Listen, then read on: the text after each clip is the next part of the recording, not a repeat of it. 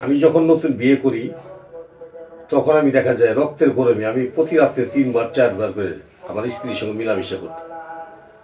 করতে করতে দেখা যায় এখন আমি একদিন যদি সহবাস করি ২, ৪, ৫ দিন ১০ দিন আর মনে চায় না, যদিও মনে চায় কিন্তু আগের মতো না। আগে ছিল আমার লিঙ্গটা কাঠির মতো শক্ত ছিল, এখন তারা একটু হালকা নরম। তখন আমরা একটু কায়দা কৌশল খাটাই, স্ত্রীর সঙ্গে যখন মিলামিশে যাই, যাওয়ার সাথে সাথে বীর্যটা পড়ে যায়। না পাইলেন আপনি স্ত্রী শান্তি, না পাইলেন আপনি শান্তি। এইভাবে কতদিন চলবে? আবার অনেক সময় দেখা যায় কিছু কিছু লোক যখন এই দুর্বলটা হয়ে যায়, বাজার থেকে ওয়ান টাইম ট্যাবলেট ক্যাপসুল তারা কিনে খায় স্ত্রীকে শান্তি দেওয়ার জন্য।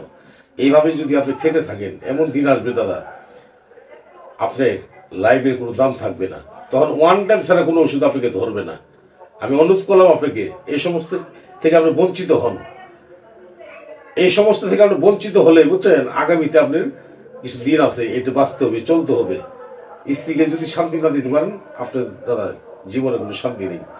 আপনি স্ত্রী শান্তি দিবেন, আপনার বাড়ির শান্তি থাকবে, ঘর শান্তি থাকবে, আপনার ছেলে মেয়ের শান্তি থাকবেন, আপনার নিজের শান্তি থাকবেন।